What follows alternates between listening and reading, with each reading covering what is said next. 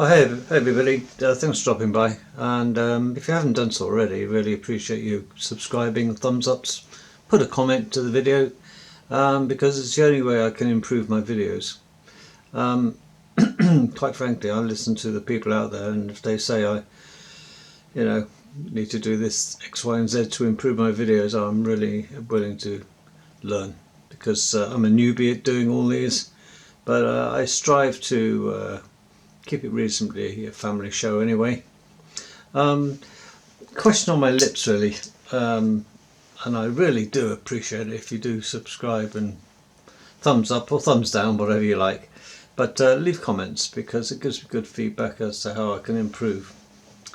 Everybody needs a coach, and I need coaching from the general public, I think, that watch my videos. If there's a topic you want me to discuss and have my opinion on, happy to give it.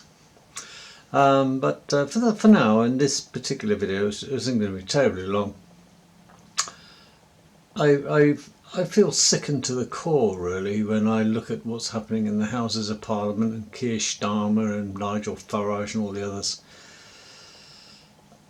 I wholly oppose politicians being able to have second jobs, and often directorships of other companies and things. I think that they're tainted.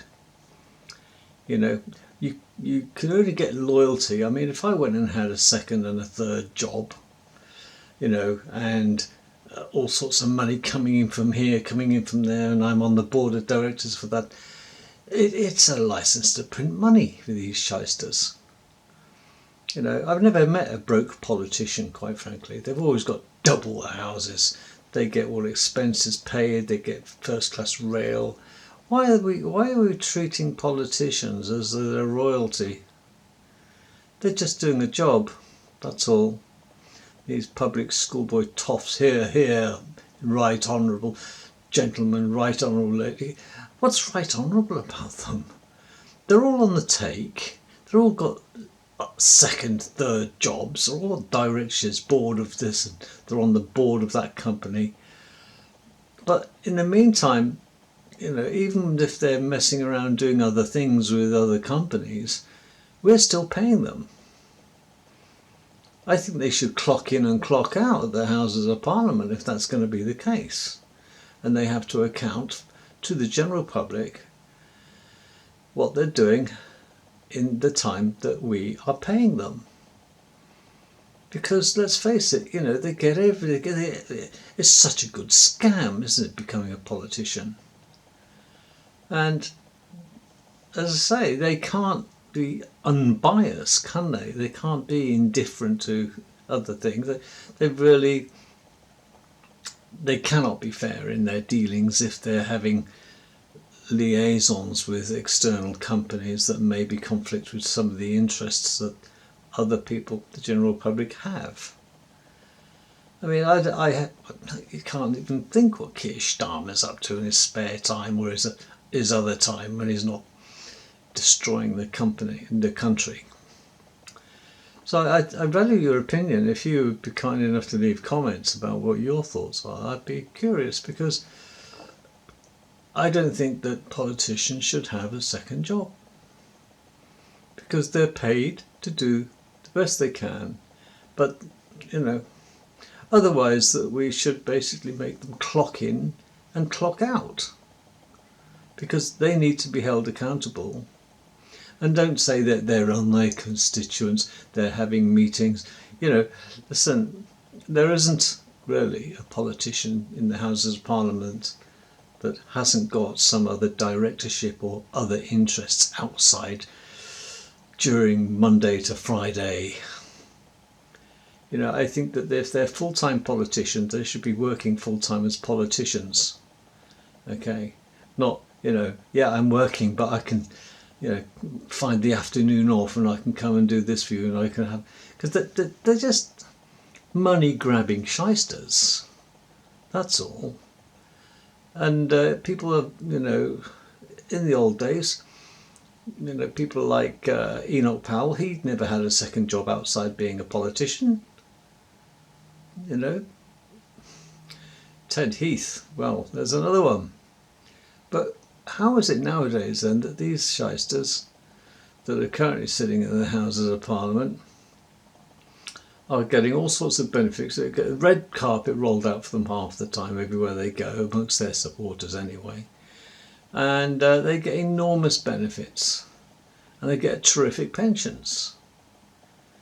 Look at, and they often get preferential treatment for the knighthoods and the peerage, don't they? Look at Tony Blair, the liar. I mean, if anybody deserves to be hung, drawn and quartered, it's Tony Blair, who took us into war on false pretences. And the guy's an arse. And, look at him now, House of Lords. I think he's a knight, isn't he? Sir Tony Blair? I think so. Not sure. But not really deserved, is it? I mean, he took us into 3 wars that we didn't necessarily have to have. And him and George Bush, pally. And the number of servicemen that were killed unnecessarily for an unnecessary war. And I think it'll be started on that one. But anyway, in summary to this then, please leave a comment about what you think about politicians having 2nd jobs and 3rd jobs and directorships. I firmly believe they should focus on the bloody job as being a politician.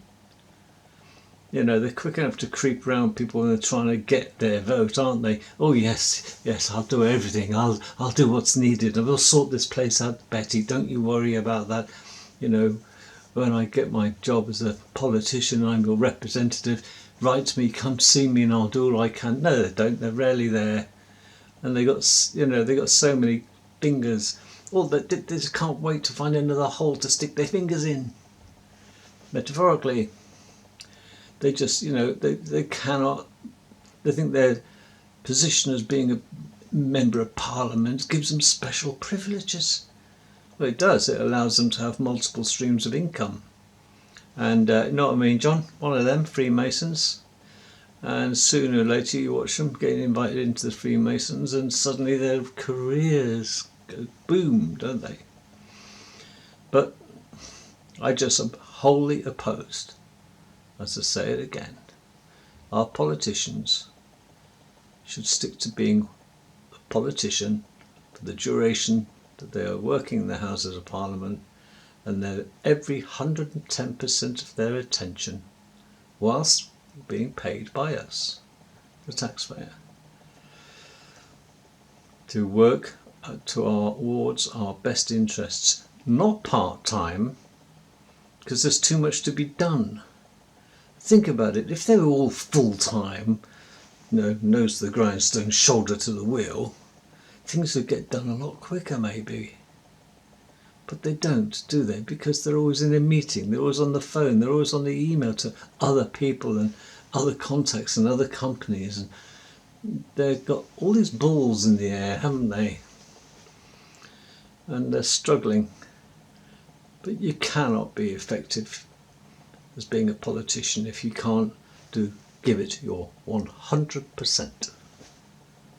Maybe I'm wrong. Please leave a comment. Let me know what your thoughts are. That's all. Catch you later. Thanks for watching.